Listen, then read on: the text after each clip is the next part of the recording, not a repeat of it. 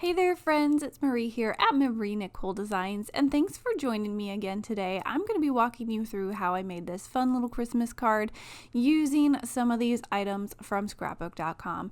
Now this is their Bright Holidays set. You get this little stamp set that goes with all of these cute little dies. As you can see, these dies go with a number of holidays. You have Christmas here, you could do a snow globe, you can do a snowman head, and some Halloween things also, so you can change this up for the different seasons, which is really fun. Now the stamp set coordinates, it's got some little embellishments there that you can cut out with some of these coordinating dies. It has some sentiments that you can use as well. Now today I'm going to be making a wreath for Christmas, so I've gone ahead and I've cut out all of these little embellishments using white cardstock, and I'm going to be using the GripMate. This is new from scrapbook.com, and I'm just speeding up this little bit here because you do have to peel off that plastic packaging from the back and the front, and you use a little bit of muscle from that because it is pretty grippy, as the name suggests, with GripMate. Now I'm taking the back and the front off. I want both sides to be grippy, and you'll see why. Now the best way I can describe this GripMate mat is it's kind of like a stamp. It is almost the same material that stamps are made out of. I think it is the same, but it's smooth on both sides, except for you have that little scrapbook.com etched in there, which is cool. And I'm going to stick that down to my mat. Now it's going to stay in place because it's stuck to my mat, and the top part is also grippy, so I can grip my little die cut pieces on there on the top. And I'm using it right now to color my die cuts that I cut out. I have my little wreath here, and I am using some distress oxides to color it, and you can see it is staying in place without me having to hold it. Now it's a little bit of a mind change for me because it's such a habit for me to just hold down those die cuts while I'm coloring them, so I had to consciously leave my other hand off just to see how grippy it was, and you can see it staying right in place with all of my ink blending, which is really cool. Now, not only with this bigger die cut piece, this wreath, but the smaller little leaf pieces stay in place really well also. And I love this for coloring these little die cut pieces because I don't know about you, but I usually use like a pokey tool or something to keep them in place while I die cut them so I don't get my fingers all messy and inky. I don't know if you mind that or not, but sometimes I don't like to get my hands dirty. So if they can stay in place for me to color them without me having to hold them, that is just perfect and fine. So there I've colored my little die cut pieces. I'm going to put them back in my tray so I don't lose them. Sometimes it's a little bit tricky to pick up these small pieces off the grip mat, so I'm using a tweezers, but be careful if you're using a sharp pair of tweezers. Don't gouge or scratch or damage your grip mat in any way. So I'm taking some water and I'm just wiping it clean. So super easy to clean it off. I would recommend cleaning it off right away. Obviously, if you're using something that's water soluble, it's going to be fine. I have not used this GripMate with any kind of other mediums yet, like Cloud Whip or maybe some Lunar Paste or something like that. I would imagine if it's a medium that is water soluble, it shouldn't be hard to clean up with a little spritz of water, or take it to your sink and wash it off with some warm soapy water. If you're using something that dries hard, I would very much encourage you to clean it off right away. I have not used anything like that yet, so I cannot say how this GripMate cleans up with some of those mediums, so be conscious of that, be aware. I'm using things like ink today and a few other mediums that I know that will just wipe off this GripMate.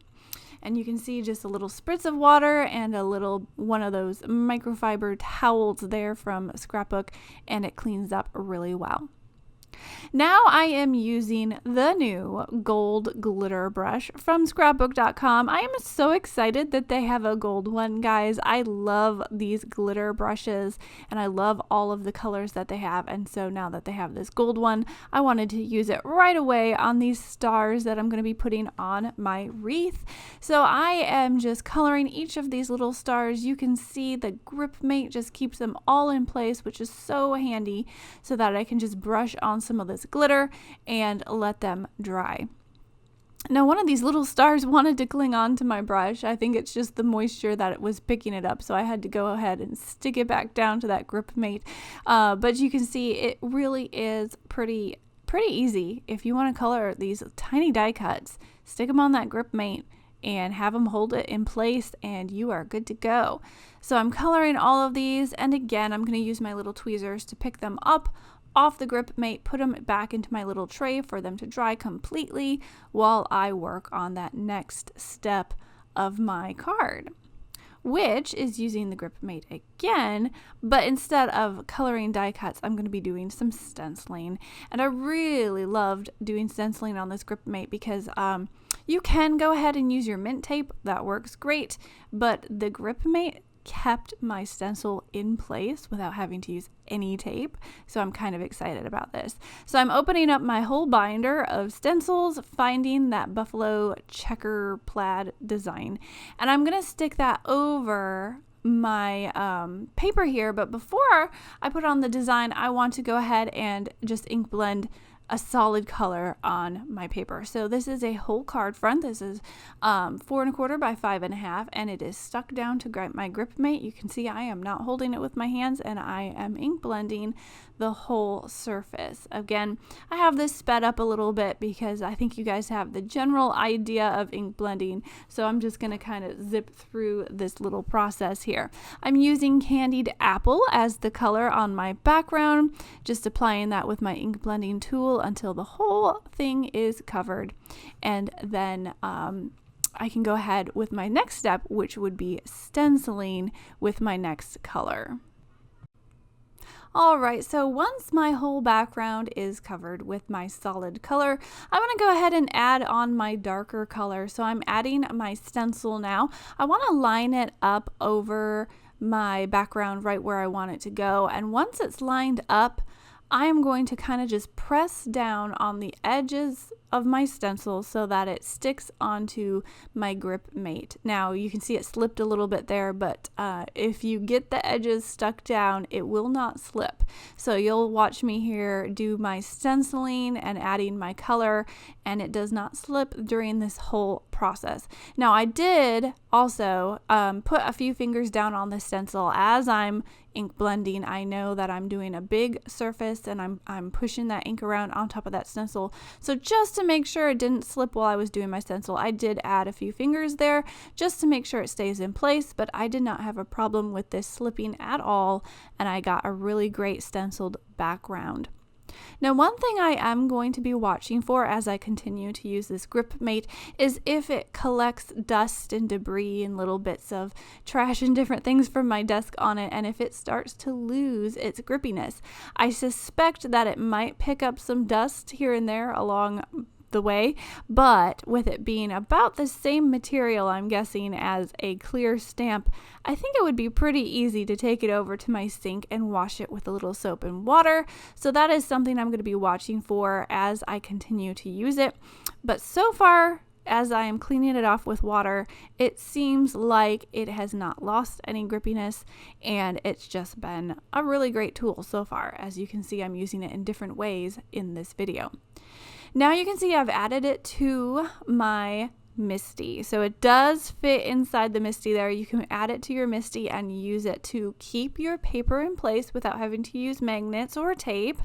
And I'm going to be stamping a sentiment onto this background using the GripMate. No magnets here involved. Now I do have that piece of black foam behind my GripMate. I tried to take it out and just use the GripMate itself. It didn't fit inside my Misty very well without the foam. So I put the foam back in and I used it, and it worked great. So experiment with that if you want, but I found it worked better for me if I had that foam insert behind it. in my Misty. So I've lined up my sentiment where I want it to go, and I am stamping it. I kind of kept expecting it to move on me or the paper to lift up with the stamp as I was stamping, but it stayed right in place. That GripMate kept it right where I wanted it to go, and then I was able to peel off my card front, and I had a really great stamped sentiment right there on my background. Now I'm going to add my wreath, and I am going to make this into a shaker wreath. So one way I'm going to be doing that is adding my shaker to the front of my card. You could also make this as a standalone embellishment and glue it down later, but I am using this little circle piece here as sort of a template on where I'm going to put my foam adhesive. You don't need this. You could put the foam adhesive on the back of your wreath, but then I would have to put a little pile of shaker bits on my card and kind of eyeball where to put my shaker wreath on top of it. This way I can put my foam adhesive down on my card front and then add my wreath and line it up that way. So I'm using that little ring that I die cut that measures up with my wreath anyway as just a little template on where to put my foam adhesive. And I'm using foam adhesive that is this long skinny strip from scrapbook.com. I love these little strips of adhesive for shaker cards for this reason, and for sentiment strips I use it on a lot of things. I love that they have them cut in this shape for you. Now I was able to easily bend it around in the circle by taking off the backing paper first and then applying it to my circle, because you can more easily manipulate it into a circle with that backing paper taken off. Now for my shaker bits, I'm using some of these shimmer flakes. I'm using sort of that whitish clear color and a little bit of gold. I'm putting most of the shaker bits using this white color and then just a tiny bit of the gold. I didn't want the gold to be too overpowering because I'm going to be also adding those gold stars. Now I'm just adding a little bit at once, opening it up just a little bit. I didn't want to dump too much out and get it stuck on my foam adhesive so that I wouldn't be able to stick my wreath on top.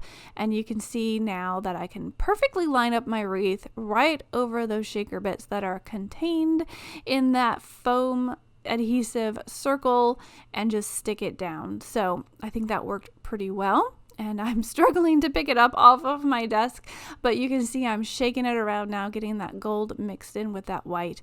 And even though I used just a tiny bit of gold, that really does shine through. You really do get that gold shimmer in that wreath.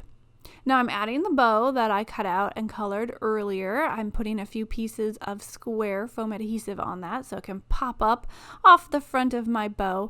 And then I'm going to use all of those other die cut pieces that I cut and colored, and I'm going to add them around my wreath as well and really just embellishment this. So I have some of those holly berries and leaves and a bunch of these stars that I'm adding. Now I'm using this pickup tool here that I really love. One side is just a craft pick or poker, and the other side is this wax tip that will stick to your tiny embellishments, pick them up for you, and then you can add your glue and stick them into the glue. Now, one thing I've noticed with this wax end is sometimes if it gets too much debris or dust on it, it doesn't pick up your little embellishments very well. What I do when that happens is I just kind of rub it on the palm of my hand or on my fingertips, as you'll see me do here a few times, and that will do a few things for you. It will kind of get the debris off the edge of your wax tip, and the warmth from your hands will kind of help that wax get a little bit more sticky also.